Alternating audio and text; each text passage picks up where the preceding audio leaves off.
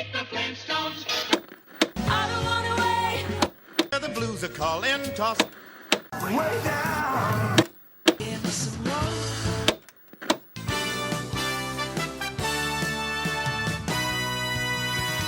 Peak Streaks, the best of the best.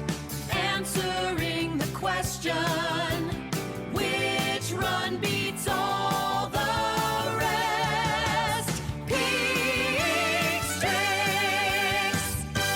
Hello and welcome to Peak Streaks, the podcast where we answer the question, what is the greatest 3-episode run of some of the greatest shows in TV history? Yes. Hello, Dan. It's good to see you again. It's good to be back.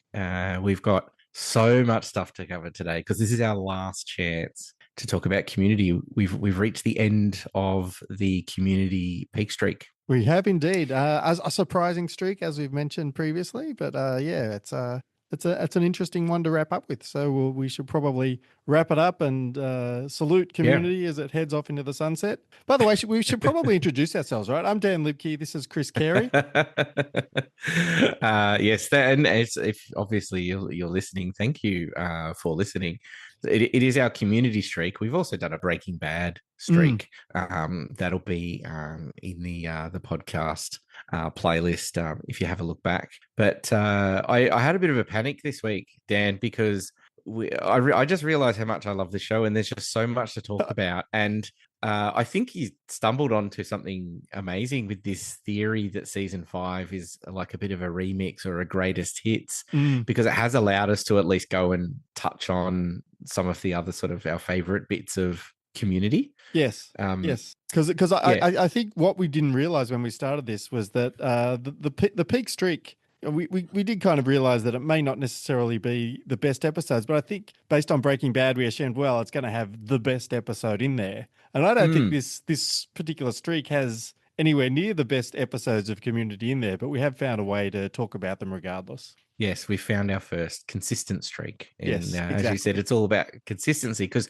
when you go back and find all of those amazing peaks of Community, they're often sitting either side of a lesser known or a more forgettable episode. So last week we covered Cooperative Polygraphy, which was season 5, episode 4. That's where we said goodbye to Chevy Chase and his as Pierce Hawthorne is his role on the show. We went through all of the ugliness of him leaving the show. I want to leave all that in the past. It's pretty depressing. I'm still not over the roast of Chevy Chase. But this week, it's surprisingly, we say goodbye to another cast member in Donald Glover, because we are, of course, covering season 5, episode 5, Geothermal Escapism. Yes. This is a paintball, basically another paintball epised. It's a way to do paintball without messing up everybody with a shitload of paint everywhere, right? Yeah.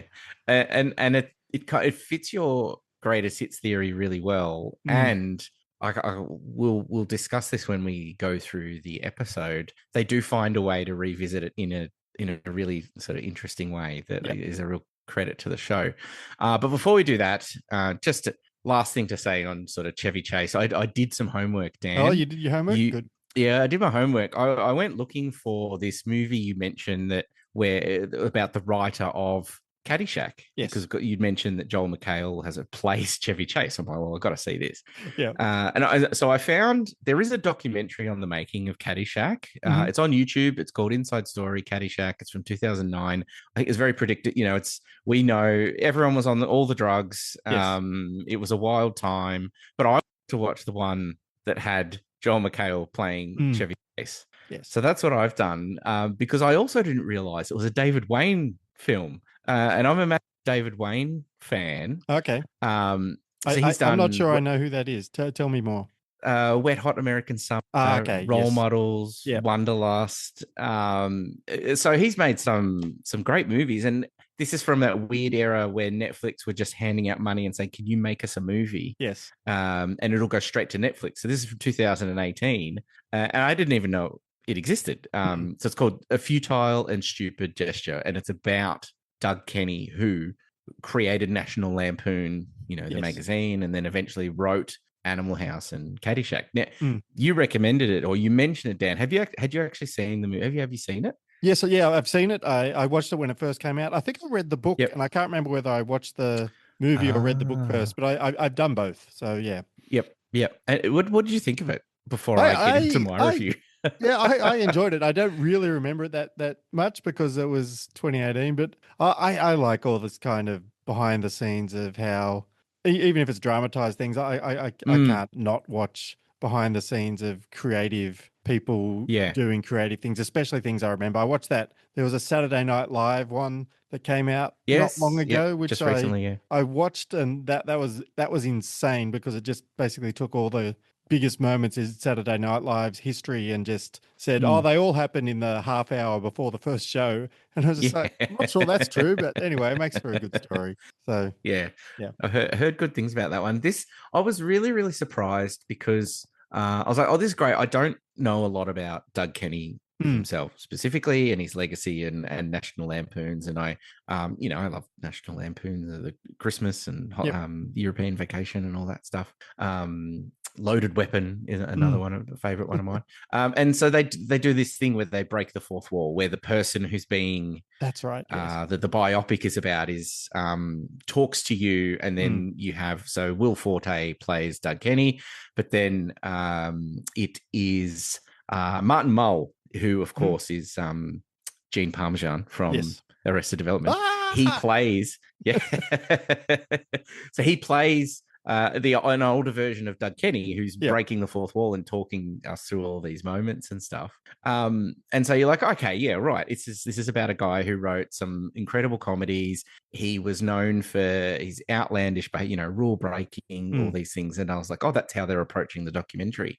But then it becomes the most like ABC, like, so then this happened, and then this yep, happened, and then this happened. And I'm like, I'm waiting for something, waiting for them to intervene and saying, just kidding, we're going to do the tropist of yep, tropes for a biopic, where guess what, this is all bullshit and something else happened. But no, it's right, literally just they made the magazine and then they hired some famous comedians that you've probably heard of, and then he burns out and then he writes Animal House. It does that thing where so he has his first wife that he's married, that he marries, and of course he's an absolute dork. It's played by Will Forte, but you see him meeting the sort of two main loves of his life, where he completely just chats them up like he's the coolest guy in the world. yep, They're absolutely stunningly beautiful women. They can't help themselves yeah, because he's so charming, and then they fade into the background while he does the most insane shit, never comes home, and they just love him for his genius. yeah, And I'm like we've done this so many times in all of these movies. There's even a scene where he's fighting with his second girlfriend. She comes home. He's thrown this impromptu pool party. There's cocaine everywhere. They get into a push and shove, like a serious push and right, shove. It's the most serious part of the movie, and they're throwing shit at each other or whatever. And then suddenly he goes, "That's it," and he sits down at a typewriter and starts typing "Be the ball, Danny," and just writes Caddyshack. And I'm like, what is going on? Because it's played for serious. yeah, And so yeah, I was kind of a little bit disappointed because it starts off in such a fun way, and right, I love David Wayne, and I love all the cast that's in it, and all the sort of comedians that you would normally see in his movies playing famous people. Joel McHale is, I'm sorry, but I know he's playing Chevy Chase, but he's still Joel McHale yeah, cannot escape Joel McHale. that is true. Yeah. So um So I you thought it giving was it a thumbs down? interesting. I'm giving it a thumbs down because I've also watched so much Community recently, and one of and you see it with the fourth season when Dan Harmon leaves, and all of the other episodes that we've covered is they're fully committed to the bit. Mm, They go all in, and that's what kind of is the special thing about it. And it was so interesting that this movie never went all in when you would think that of all the subjects yeah. to kind of do that with, they don't really do it. Have you seen the Weird Al Yes, Yankovic I have. Yeah, the biopic? Weird Yes, Al biopic is the brilliant. Weird Al. Yeah. It's fantastic. I'll watch it again, Dan. That'll be can be, but that's a biopic where they just fully commit to the, like, Yep. if it's going to be about someone of this Yep. style of weirdness, let's just go all in. So I thought it was so strange that it was so sort of run of the mill. Yeah, well, yeah. it must be so run of the mill. I have no memory of the movie, and I can't remember the difference between the book and the movie. And yeah, I have no recollection of any of it. So that's not surprising Yeah. that you've decreed it to be uninspiring. Yeah, I've come out hard, but I think there's a way to kind of take something from this. It did make me think about community. So that was my homework for this week. But it did really sort of set me up to kind of get into a bit of like Community's legacy and its sort of lasting impressions. Dan, I mentioned your greatest hits theory for season 5 because, of course, we're going to cover geothermal escapism. And I thought it would be interesting. I just want your opinion on this because this is it's like a tribute to the paintball episodes. And so it made me think about other special episodes of Community. And then I started to think, do they actually have special episodes? Like, can you delineate between just their regular sort of parodies of things versus, this is their version of the Treehouse of Horror, or this is their version of the Halloween heist from Brooklyn Nine-Nine. Because when you do go through all of these, you've got like animated episodes, you've got like, Law and Order episodes and things of that nature. Honestly, I just wanted to pick your brain on, do you consider any of these to be an annual tradition, or is that just the show? I think the closest they come in the first few seasons is the Christmas ones. Like, because I think you've got the paintball ones, but they're not in the same point of each season. Like the first two are kind of the endish of season 1, Basically and then the end. double finale of season 2.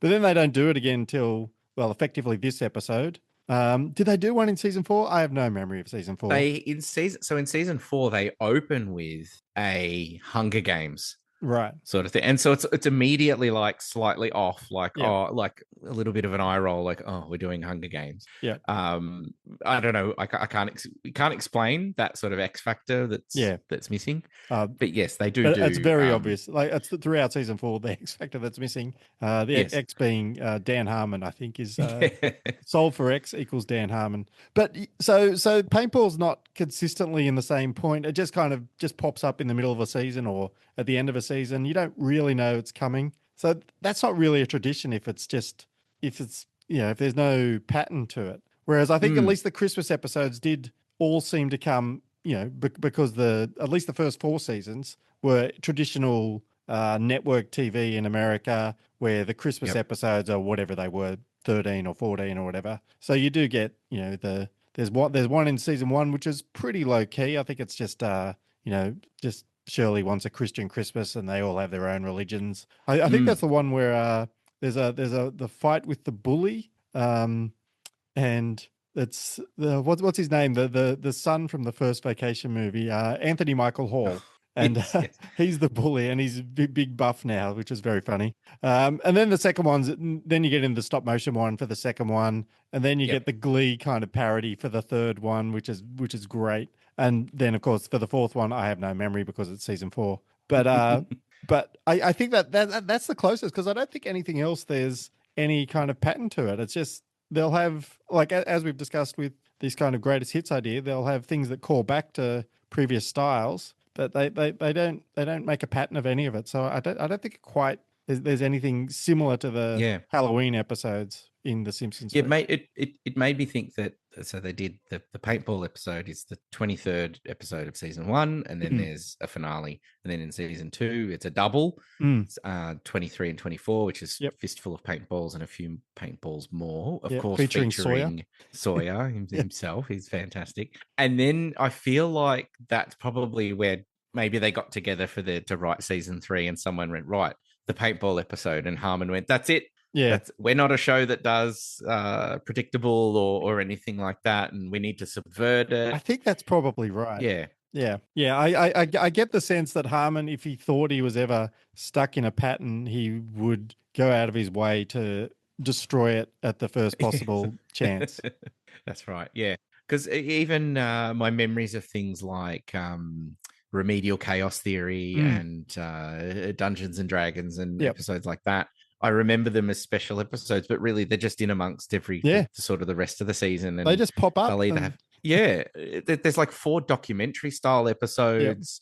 So you can be watching one where you get a pretty down to earth, like awesome wackies happening on canvas, and then and it can go they can go all in with something, and suddenly you're watching a documentary. It's kind of all over the place, and it made me think again. That's what I gave the examples of.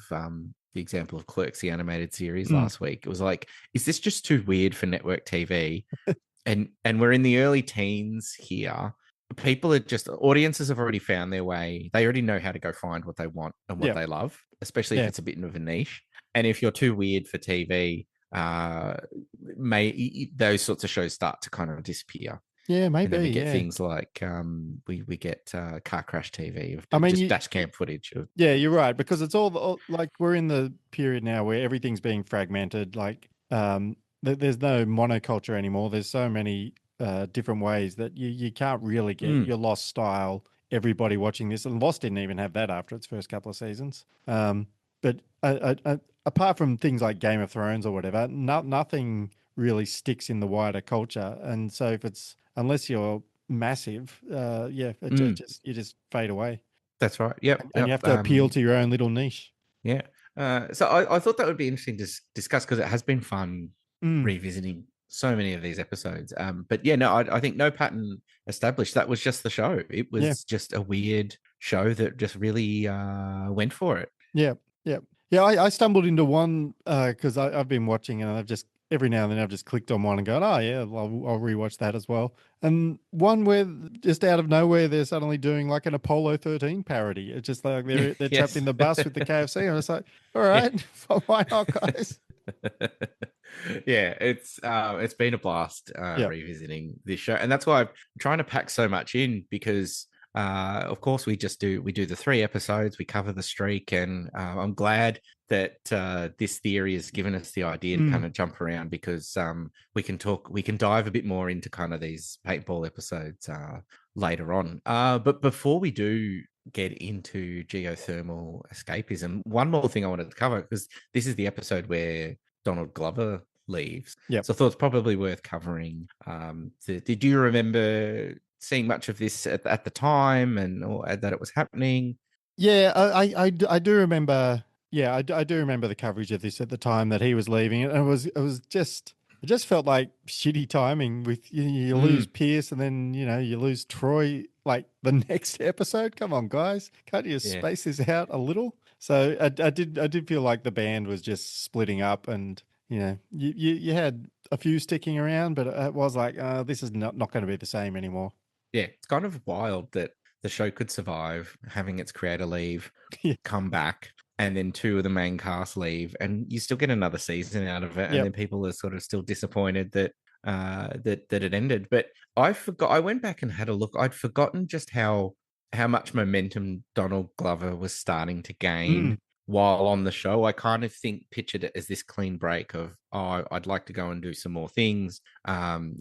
Childish Gambino is there, and other TV shows, but he was sort of well into a lot of that while still doing Community. You're a big Childish Gambino fan, Dan? My musical taste primarily expired on 31st of December 1989, so I'm not not a fan, but I must admit I could not name a single song of his.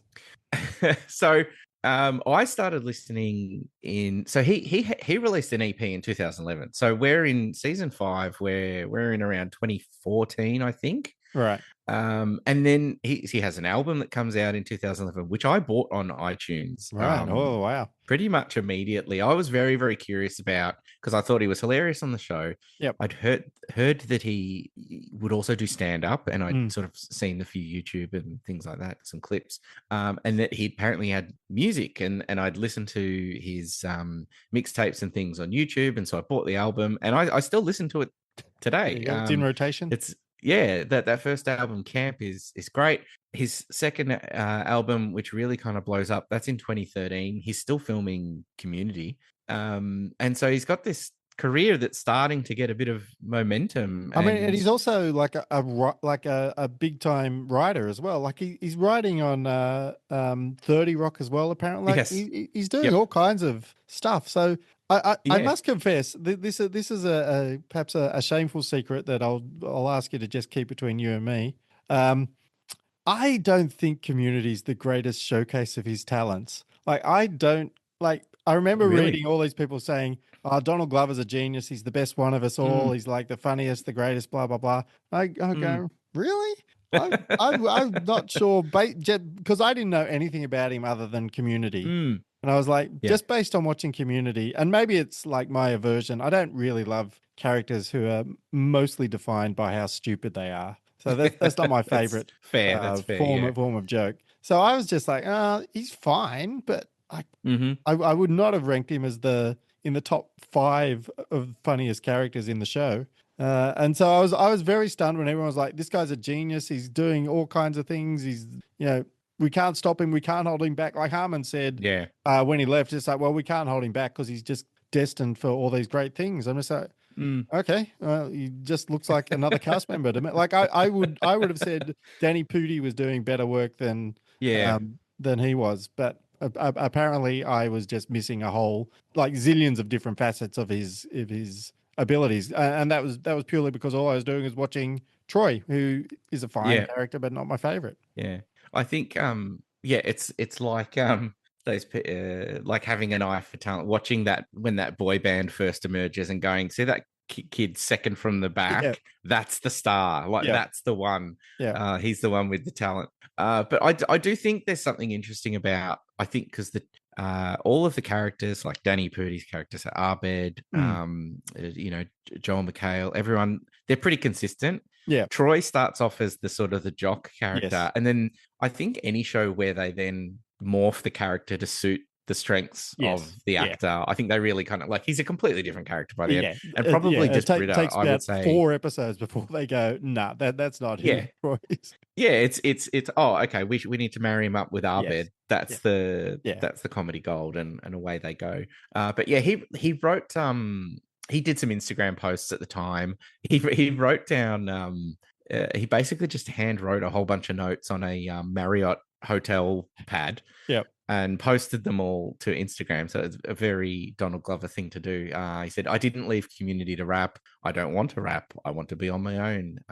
I've been sick this year. I've seen a bunch of people die this year. I'm afraid of the future. I'm afraid my parents won't live long enough to see my kids. It's okay to be afraid. It's okay to grow. Like, it's this huge sort of emotional dump and very kind of soul bearing. And so everyone's like, cool, go, sort of do your thing. And as soon as he leaves, he's got a pilot for Atlanta. Like that deal is already done. And in that show, he's got full creative control. And of course, it bears incredible fruit. I still haven't seen it. It's been really hard to watch in Australia. It's bounced around so much, and I sort of owe it to myself to watch that. But it's it's very it's well acclaimed, right? I think when we were doing lists of best things at the end of the Breaking Bad series, it was in one of the top 10 lists of all time, and I was just like, okay, haven't seen it though. Yeah. So it's got nothing to do with Chevy Chase or anything like that. And then off he goes. He does 5 albums. This Is America is a huge cultural moment. He's headlining Coachella. So the music career is genuine. It's not in the same place now as it was sort of throughout the late teens, but he goes and he makes it happen. Atlanta would win 7 Emmys and 2 Golden Globes. He wins an Emmy for directing and an Emmy for acting, and he's in the Star Wars. He's it's all sort of happening for him. So good on him, I say. And he probably left the show at the right time when you sort of look back anyway. Like, how long can these things go on for? So he wins a Golden Globe. No, sorry, he wins an Emmy for lead actor in a comedy series. And I thought you might find this interesting, Dan, who his competition was. Oh yeah, okay. That year. And the types of shows. So he's up against Jeffrey Tambor for Transparent. Yes. Zach Galifianakis in something called Baskets. I didn't see that one. I missed that one. Aziz Ansari for Master of None, which I quite liked. Anthony Anderson for Blackish. Yep. and William H. Macy for Shameless. And I looked at that crop of comedy shows and I was like, they're all so interesting. Yeah. And I don't know if we've got that happening right now, but I was like, wow, those are all risk-taking Yep. projects. Yeah. And I guess is it the birth of this 2017, Right. the streaming wars and the content, and they're like, yeah, look, that's an interesting idea. Go for it. Have some Yeah. money. Yeah, they're all create trying something. to get the eyeballs, and just like everybody's, but the streamers have got the money at that point in time, and all these guys have all these creators have their kind of dream projects they've always wanted to do and haven't been able to do on network TV. So suddenly the streamers are here and they're like, well, let's do this one, and so they're finally given a chance to show. And I'm sure there were a whole heap of dreadful shows that streamers gave monies to, but the ones Oh yeah, we'll get to those. Yep. Yeah. So I thought I wanted to cover off. It's quite interesting when you look at the reverse of Chevy leaving the show versus Donald Glover. Yeah. Very different situations. Yes, very much so. All right. Well, Dan, if you're ready to, should we crack into our review of episode 3? Yeah, let's do it. Geothermal Escapism.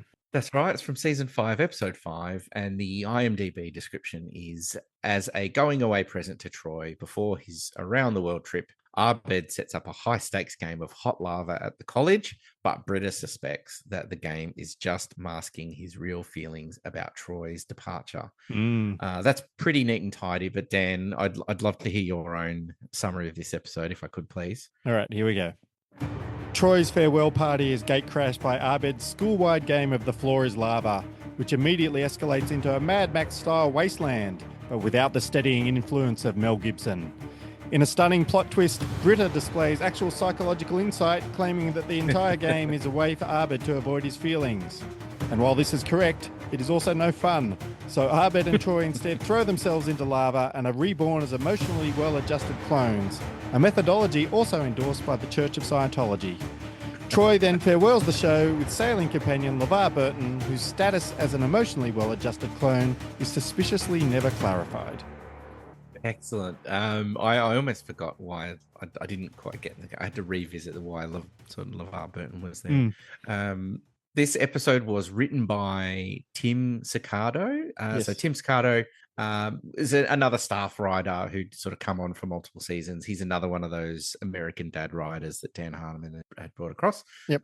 He also worked on Vice Principals, which had Danny McBride and, of course, Walt Goggins from last episode. And of course, and this was directed by Joe Russo. Yeah, the Russo brothers loved directing a paintball style episode. Yeah. Right? Well, this is just Joe. I thought Yes, this that's true. is really interesting. And is this as obvious to everyone else that the two brothers that would go on to direct multiple Avengers films were really cutting their teeth on Community? Yeah. It's amazing, isn't it? It is kind of crazy, yeah. Yeah, Joe. He directed 10 episodes of Arrested Development. Mm-hmm. Both The pilot as well, I 2. think. The pilot. Yep. Yeah, he directed the pilot. And then he directed 21 episodes of Community, and then his brother Anthony directed 12. So all up, 34 episodes were 1, 2, or both Russos. Right.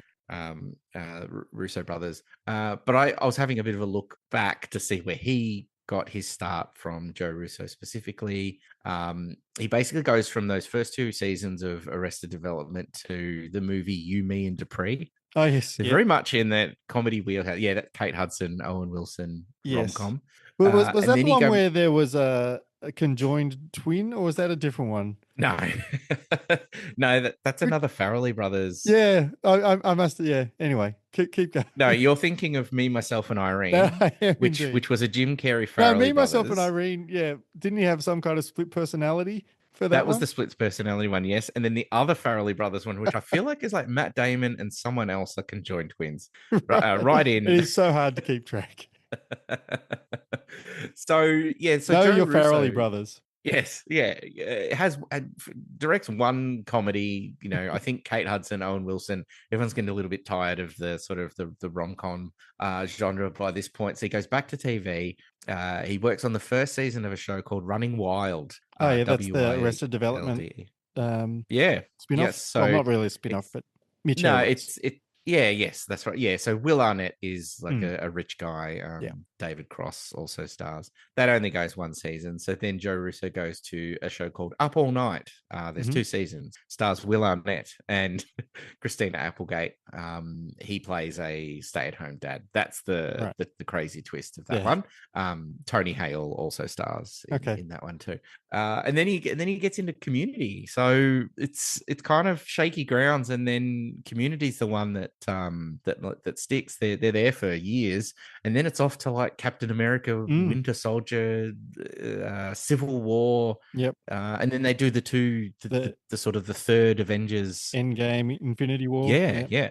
And they're currently working on the next Mm. Avengers as of this recording. So yeah, that's who's behind the directing chair of this The Floor is Lava TV episode. It's the guys behind the Avengers films. Yep. This episode was released on the 23rd of January 2014. As we established last week, the DVD could be in your hands in Australia before this would eventually air on the 1st of May 2016. We're in a bizarre world. The with TV's the airing of this. Yeah, TV is in a really weird place. So this airs first on the Comedy Channel on the 1st of May 2016 at 1:30 in the morning. 8,000 eager beavers. Yeah. God bless those people. Yes. But on Channel 9, a few weeks later, or a couple of months later, on the 18th of July 2016 at midnight, 21,761 people are tuning in on Channel 9.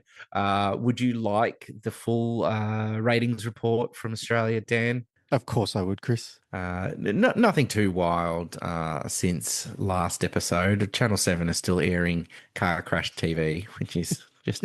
There's 173,000 people watching dash cam footage of cars collide. Yeah. But again, it's midnight. It's midnight in 2016. 7-2 Bargain Hunt. There's been 40,000 people watching Bargain Hunt. People hunting bargains. 7 Mate. Yep. Yes. At midnight. Mate. Remember this, Dan? Rude Tube. I introduced you to this last week. It's just... Yep. God. It's just YouTube videos. This episode was titled Caught on Camera. So I think it was M-rated. 47,000 people watching that. Over on Seven Flicks, it's a double episode of Married with Children, and it just happens to be a part 1 and a part 2. Well, there you go. That's how you want to do your double episodes. Yes, I have it. Were you a big Married with Children fan? Did I ask you this last week? You didn't. I don't think you asked me. And the answer is not particularly. I watched it the first few. I remember when it first came out, I was like, "What the hell is this show?" Yeah. And it seemed, it was kind of fresh and new when it first came out. I was just like, "Well, this is not how I expect people to behave." But then it rapidly grew pretty tiresome. Yeah, I thought maybe as someone a bit older, you may have enjoyed the sort of crude nature of it. I was more just genuinely surprising when it first came. I was like, "Holy hell, how are they getting this on TV?" But I have a friend with an encyclopedic memory when it comes to Married with Children. But I thought it was funny because it's a 2-parter, and they managed to run them both back to back at midnight on this night back in 2016. It's called Girls Just Want to Have Fun. There was 2 episodes, or part 1 and part 2. This clearly needed to be a 2-parter. So. Yeah. While Al and Steve are occupied by a female who is called out to fix the Bundy's refrigerator, Peggy invites Marcy to a strip club with the girls. Yeah, that's the first that'll episode. happen. So that was the cliffhanger. Second episode, Marcy loses her composure and her wedding ring when it slips into a dancer's briefs while she is tipping him. Yeah. So that's Marcy. What are we going to do with you? So that was both episodes of Married with Children. Over on Go, it's a repeat of 2.5 Men, but that's always on Channel 10. It's an encore episode of the project. 89,000 people tuning in at midnight to get their project fix. Wrap it up, project. Yes. Over on SBS, last episode, the tour had just gotten underway. The Tour de France still going. Yeah, of course they're still going. They're only just begun. I think we're coming down the mountain now. Right. 91,000 people watching. And then I found this funny. So over on 10 Bold, it's Chopper's Republic of Anzakistan. Do any of those words make sense to you, Dan? I wish they didn't. Do they? Well, Chopper is Chopper Reed, presumably. Mm. And Yes. Zakistan, I can only assume, is some country that he wants to build based on the Anzac spirit. That would be my guess. Well, to, Of to what be is more going on. specific, this is Heath Franklin's Chopper, Right. as Okay. you'd know that. Yeah. So Yes. that character, where Thank he's, of God course, for he's that. playing. Yes, his character. It's a tribute to Chopper Reed, which he's spun into gold for. Should we It's explain who kept his Chopper entire. Reed is to Oh, non-Australian listeners? a famous criminal and Murderer, and murderer inmate that would sort of allegedly. hang around the suburbs of Melbourne and get into all sorts of underground trouble. Yeah. But he was a hell of a storyteller, and there's a very, very, very good movie called Chopper, starring Starring Eric Bana. Eric Bana, yes. And there's a comedian called Heath Franklin who does an impression of Eric Bana doing his version of Chopper.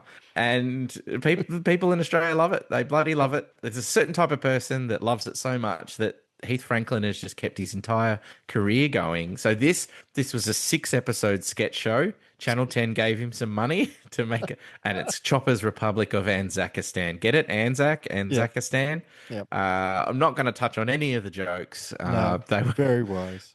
yes. So this was definitely suited to a midnight screening.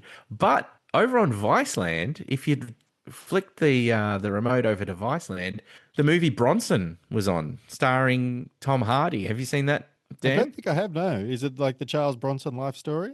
It is the Charles Bronson biopic, who was, Right. I would pretty similarly like, I guess, England's answer to Chopper Reed. Pretty much, I think, yeah.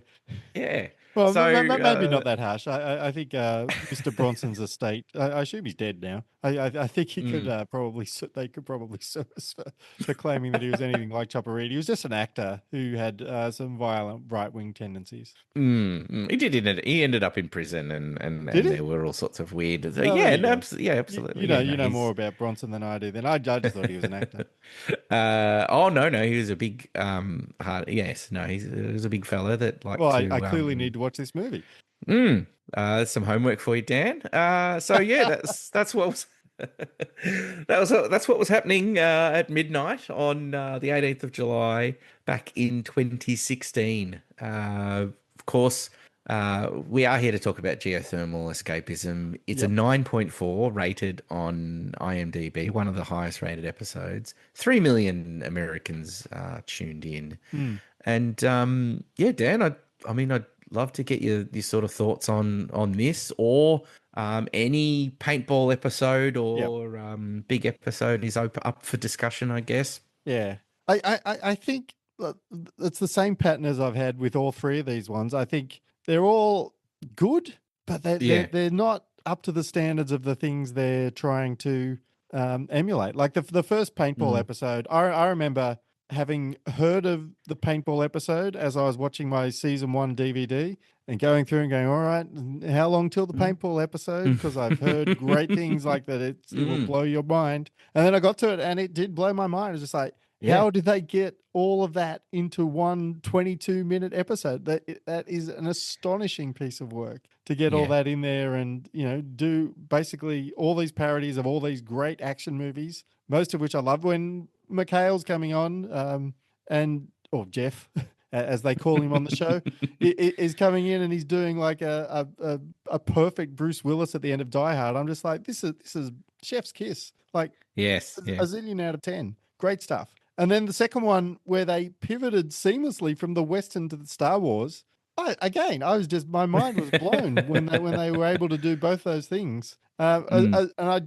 Obviously the Josh Holloway appearance was fantastic, and especially Jeff just muttering about how he wasn't that handsome from certain angles, like just all, his ongoing jealousy over Josh Holloway's handsomeness. Hilarious stuff. And then Abed just claiming the Han Solo role as early as possible, and just owning it. I love those first two, one and then the double episode one. Like they're two of the greatest episodes of television ever, let alone Community ever. I think they're both just brilliant pieces of work. And this is good. It's like a perfectly capable Mad Max parody.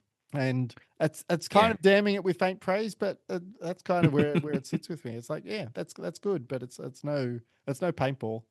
I think I give it a lot of credit because those first paintball episodes, they're just so committed to. It's like we step into another universe. Like the things that they're parodying, they are fully in, like there's no pretext. You just Yep. start in the middle of the campus is a wasteland. Yeah. Factions have been formed. Yep. The chess club, chess pieces, all this, and it's so everyone just plays their role. And the best thing about that though is that whenever anyone would die, quote unquote, they'd get hit. Yep. They'd just go, oh well, they'd drop the gun, they'd walk off, Off they and go, go home yeah. because they haven't won the prize money. It's fantastic. And I like, at least in Geothermal Escapism, that it's like they all look at each other and go, okay, we're doing this again. And Britta's going, no, wait, this is just, I know we all like to go all in on these things. But this is just a way of everybody ignoring the inevitable here with Troy leaving us. And of course, making it Britta be the one that's trying to kind of harsh everyone's vibe is very funny. That's a go-to trope in itself. I think one of the other things that weakened Geothermal Escapism for me is they do have to have a Troy farewell at the end of it, which doesn't take long, but it's, in a 22-minute episode, that's 2 or 3 minutes right at the end where they're kind of doing the big emotional goodbyes and all that kind of stuff, which I don't think you waste any of that time in the earlier paintballs. It's a tiny amount, but it's enough to make me feel the rhythm slightly off. It's like, oh, okay, we're wrapping this up now, are we? It's yeah. Well, they never quite commit, so they do let us, I guess, see everything from Britta's perspective, because even Jonathan Banks's character is like, oh, okay, right. So what do I do? I'm a cast member now. I have to commit to this, do I? Yes. And she's like, yes, that's what you need to do. And he plays his role like in the sort of a very kind of cool Mad Max kind of way. But I think it works because they do never quite fully commit to the bit. Like when they get to Shirley's area and they've made up that there's an orb of it, like they're trying to do lore, but it never quite holds, and that makes sense because that is Abed trying to go further and further into pretending that this world around him is, it's an alternative world. And they go as far as, I actually think the bit at the end where they recreate him, like they reclone him and all that, I thought it was a bit hokey. I thought Abed would just go, it's fine, guys, I get it. I can, I can understand these types of things. But no, that's the path they go down. And it is funny to see him go off on a yacht that's got Childish Tycoon on the back, because of course it was Pierce's yacht. And they did see that, like very, very early in season 1, they all took, 4 of them took a yachting class with Pierce and Shirley, and I can't remember who else was on there. Britta, maybe. I'm not sure Troy actually took that class. Maybe he did. I don't remember. I think he did. No, he definitely. Yeah. I'm sure he did. Yeah. I did enjoy Starburns saying that he would spend the $50,000 on more lottery tickets. I thought that was a good joke.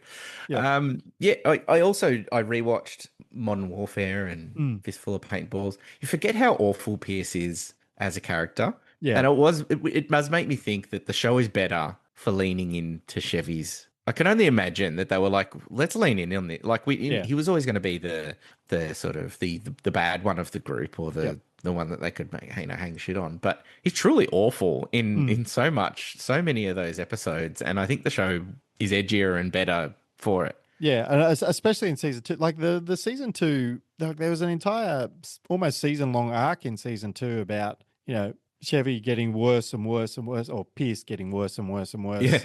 Yeah. Or perhaps both getting worse.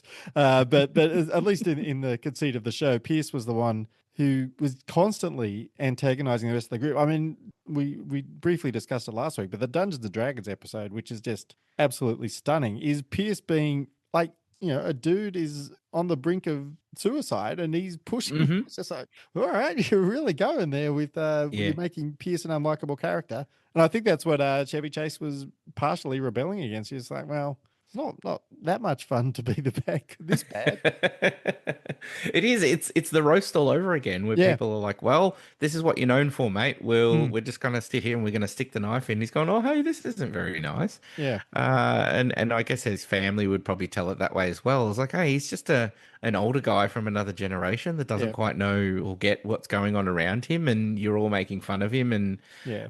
but of course, the way he handles things is to really bite back.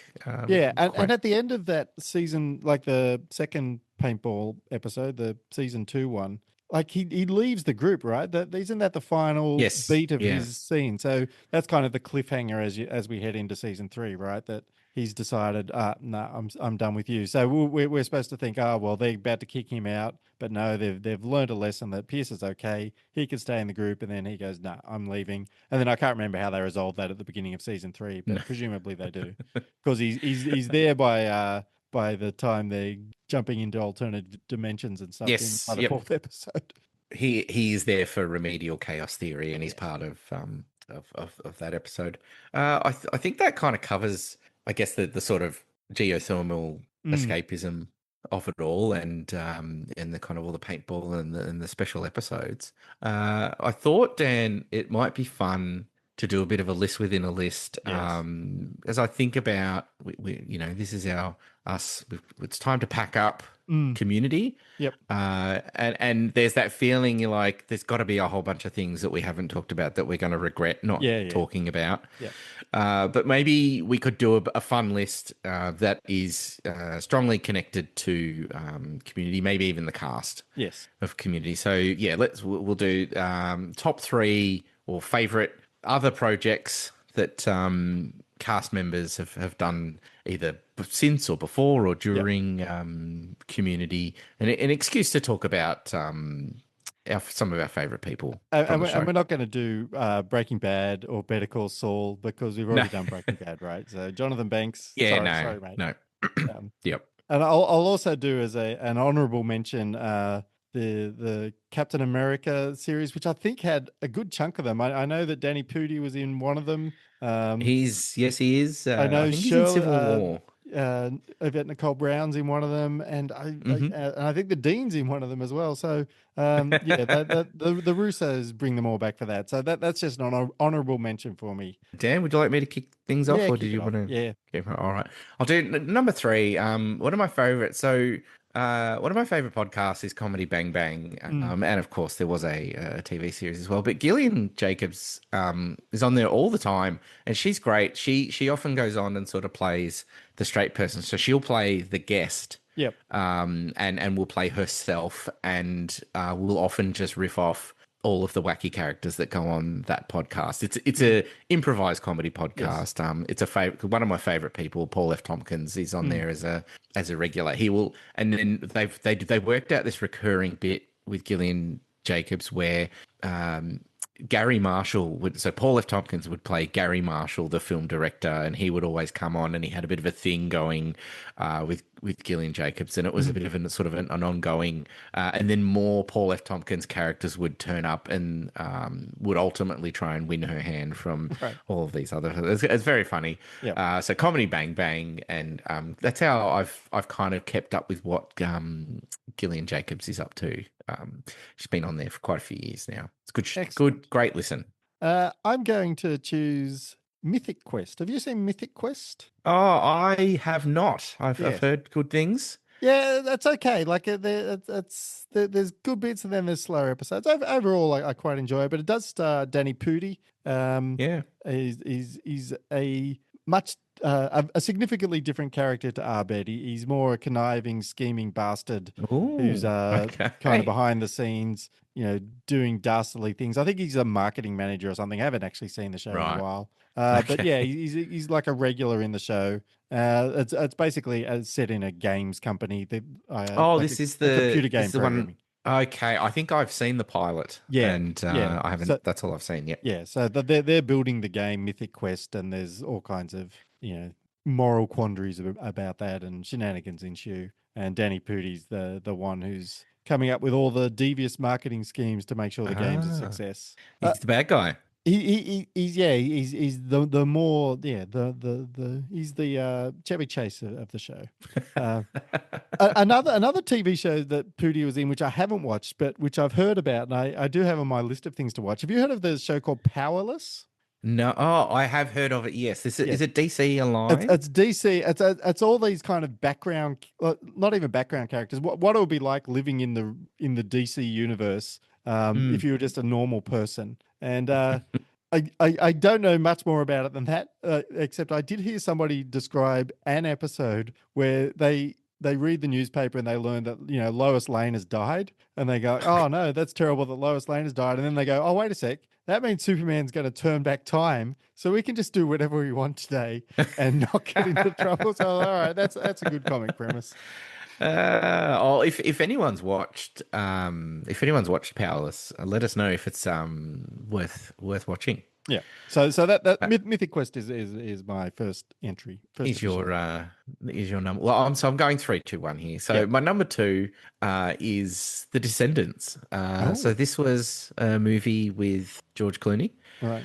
I've got a confession, Dan. I've never seen it. It's just it's just an excuse to talk about how Jim Rash, the Dean, has an Oscar. Yes. It's one of the most fun facts about Community is that the Dean has an Oscar, and it's for writing Best Adapted Screenplay. So he shared this Oscar in 2012 with Nat Faxon, who's another voice artist who's not known for anything other than voice acting, but himself, Nat Faxon, Jim Rash, and Alexander Payne, who's a very famous Hollywood director. All three of them won the Oscar for Best Adapted Screenplay for The Descendants that year, back in 2012. And there was are you familiar with the controversy, Dan? No. This will send you back. Is it La La Land style controversy?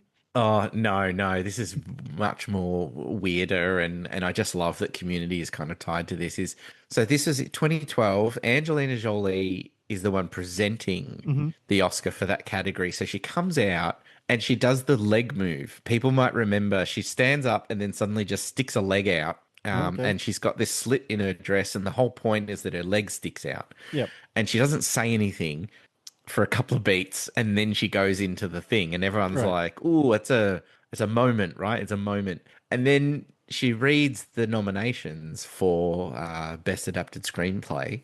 Jim Rash and Alexander Payne and Nat Faxon get up there, and while Alexander Payne is trying to give what seems like a really serious and personal speech, Jim Rash is just doing the leg thing. And then it creates this whole storm around, was it disrespectful? Was it bullying? If you watch the speech, you can find it on YouTube. Alexander Payne stops his speech midway, throws daggers at Jim Rash, like, stop that. But then he's also the only person that gives a speech while the other two just stand there with their Oscars. So I don't know. Very weird moment. Okay. But I just love that the Dean was caught up in a big sort of Oscar moment. You can imagine the Dean doing something like that. Yeah, for sure. Also worth mentioning that Robert Forster is in The Descendants. Nice little connection back to Breaking Bad. So that's my number 2, The Descendants. I'll get around to it one day. Yep. Well, you know how I said Jonathan Banks wasn't going to count? I lied, because Jonathan Banks is in Beverly Hills Cop, and is he? He's the main henchman of the villain, and he's the one who kills Eddie Murphy's friend right at the beginning of the story. And he keeps coming back. He's there just loitering around, being a menace, and eventually Eddie Murphy has to kill him. But yes, so Jonathan Banks in Beverly Hills Cop, a very early Jonathan Banks. Do you know an even earlier version of Jonathan Banks was in Airplane / Flying High. He's in that as well. Really? It's hard to imagine. Yeah, he's not a major role. He's the dude who's watching the radar, and he's 1,200 feet, 2,000 feet, 300 feet. He's all over the place. What an asshole! That's Jonathan Banks. Oh, I have to go back and watch that, because I know the whole point of that and the Police Squad was to hire actors that were known for their playing it straight and giving them funny dialogue. And I know Jonathan Banks did. I think did a whole bunch of like police procedurals Yeah. and things like that. But I wonder if he was there to get a role, or whether I his don't know. face was associated with I'm not cop sure how dramas. famous he was back then. Maybe he was. I don't know. I haven't studied his early career that closely. Bit of homework for me to go back and watch Airplane or Flying High, as it was called here in Australia.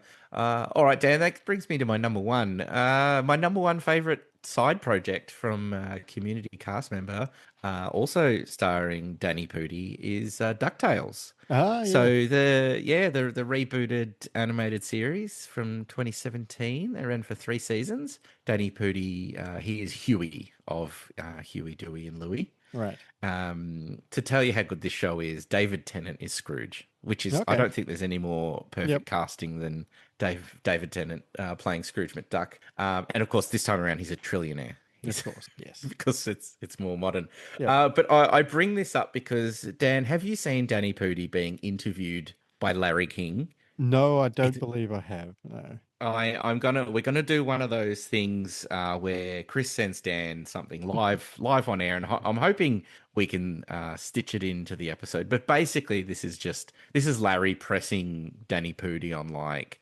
what luxuries does he enjoy in life? All And Danny gives him some really underwhelming responses. So we're gonna put some music in now.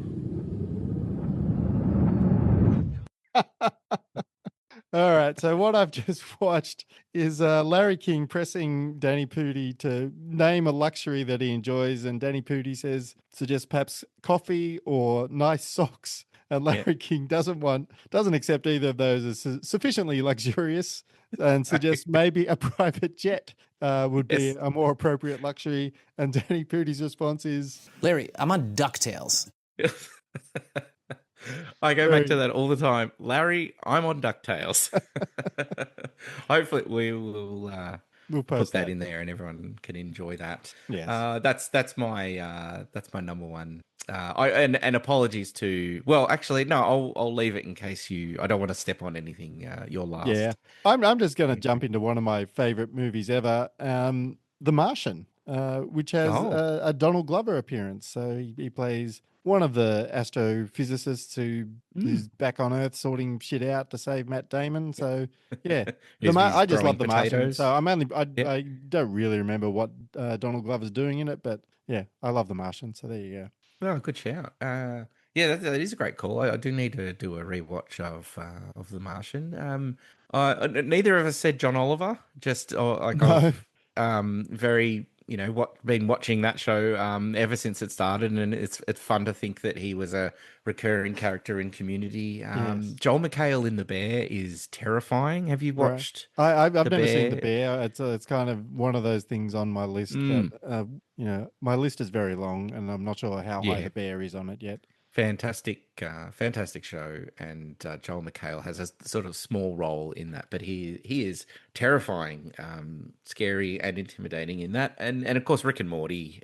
Yes. we've all had our moments where we've And the other one I love Rick want to and Morty. mention is Tropic Thunder, which Yvette Nicole Brown is apparently Matthew McConaughey's assistant in that. So there you go.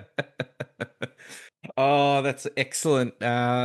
Great work, Dan. I think that's a pretty solid list. Yep. I think there's really only one last thing that we can really do on Community, and maybe that's just kind of like the legacy of the show before we say goodbye. We should mention the running gag, the 6 seasons in a movie. Yes. I've got the latest. Which did pop on up in one of those clip shows, was the first time it was seen. It was a reference to the Cape, and they showed Abed running around in a cape, and based on the TV show The Cape, which he declared would last 6 seasons in a movie, and then that was adopted by fans of the show. So yeah. Yeah. And it got the but 6 it's- seasons. Like that was for a long time. It's like, they crashed at 3, they crashed at 4, they crashed at 5, and then they got to the 6, and now we're waiting on the movie.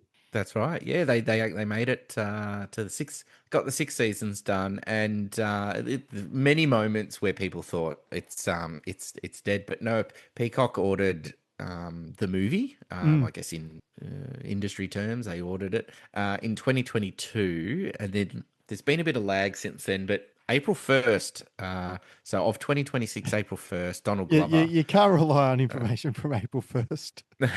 This is the thing is like, ooh. But he said, we're working on it right now. I know everybody's been saying that forever, but I swear to you, I'm not lying about this. I really think that something is going to happen soon. So Yeah. we hold our breath, and maybe you're listening to this podcast and you've just finished watching Just finished the the movie. Community movie Yeah. and it was great or it was terrible. Lastly, on the legacy of the show, I thought it would be fun just to quickly revisit. You mentioned one of those 100 greatest TV show lists. There is the Alan Sepinwall list from Rolling Stone in 2022. He had Community at 56, number 56 in the top 100 greatest TV shows of all time. Similarly, Alan Sepinwall has done a 100 greatest episodes of television list, also in 2022. And Remedial Chaos Theory made it to number 17 on that list. That's a really high. Very impressive. Very impressive. Especially from a number 56 show. Yep. I did check out some of my favorite award shows just to see if Community ever got a look in. The Golden Derbies did give out Best Comedy Ensemble in 2012, but unfortunately no luck at the Monte Carlo Television Festival over its 6-season run. It won one Emmy. It's in its entire run, and that was an Emmy for Outstanding Achievement in Animation, which is Abed's The Christmas episode. Yep. So Drew Hodges was the animating sort of director of a lot of that. He won an Emmy. The show did go into the Online Film and Television Association Hall of Fame, the OFTAs. Yep. So in 2025, the show was inducted into the Hall of Fame. Do you want to know how big the class of 2025 was? Yeah, for sure. the Hall of Fame? Yeah, there were 56 entries into the. So I don't think it's a very hallowed. No, it's Hall a of bloody Fame. big hall though. It's a It is. It's a big one. And Severance this is just for style hall. TV. Yeah. Yeah, like I mentioned, it's film and TV. That was just 56 TV entries. So there were 10 other shows that went in at the same time. You had Grey's Anatomy, Sons of Anarchy, Mad Men, and Arrested Development all went in at the same in 2025. But yeah, they put actors, characters, directors, specific episodes. I think like George Costanza is in there. Yeah. And Bond's the jumping the shark. Yeah, and Columbo, the Any Old Port in a Storm episode, which I reviewed during our Lost Within Lost podcast. So those were the sort of big highlights of Community's kind of, I guess, legacy in the award space. Excellent. Well, I think we should pick one of those shows in that massive Hall of Fame for our next series, right? Yeah, we've got to we've really got to keep running this experiment against some all-time classics, Dan. But I was thinking, I mean, what are we going to do next? Right, here we are at the end of the Community streak. I mean, how do we even? Are there rules? Like, can we? I don't do think we I don't ask think the there's any listeners? rules. Like, I think the only rule we've got at this stage, at least, is that we both need to have seen it. I think Yes, I we think may that'll get bolder later and dabble into things that only one of us has seen. But for now, I think we both need to have seen it. So, and we should probably choose something that's in one of those massive halls of fame, I reckon. yeah, I think we need a big one, Dan. Something that really screams some, greatest of all time. Yep. And something that's finished. We can't do anything that's still running, right? Like No, that would be. I don't think so. Unless it's your Grey's Anatomy, which has been running for 20 years. I'm not sure it's going to break its peak anytime soon. But I was thinking, because like we did go back and watch after the first episode in this series, we went back and watched the Law and Order parody, and I did notice that there was a familiar face playing one of the professors in that particular episode. So I was thinking maybe we could go from Greendale to Barksdale and cover off some wire.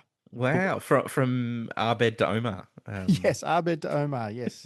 Magnitude to McNulty. Yep. Pop. Yes. Leonard to Lester.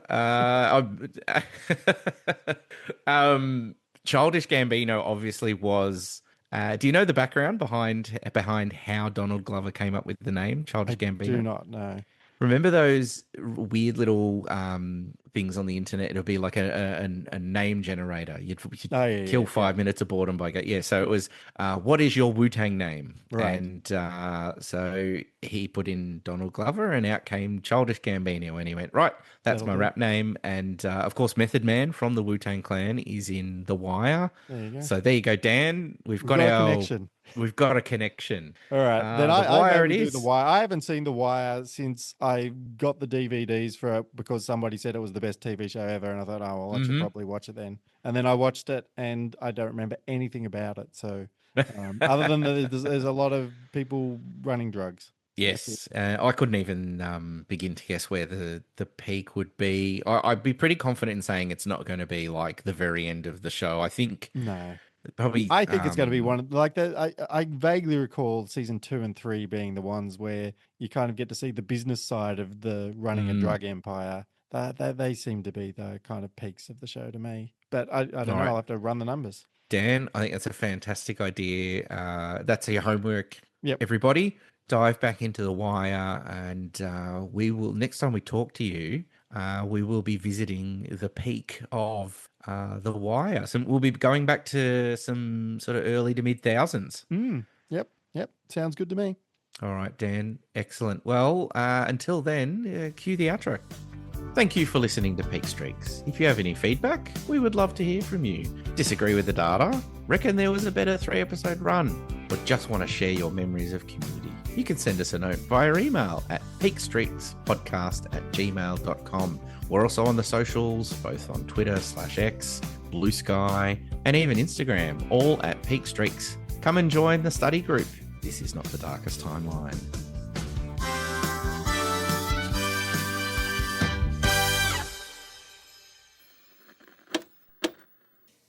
Larry, I'm on DuckTales.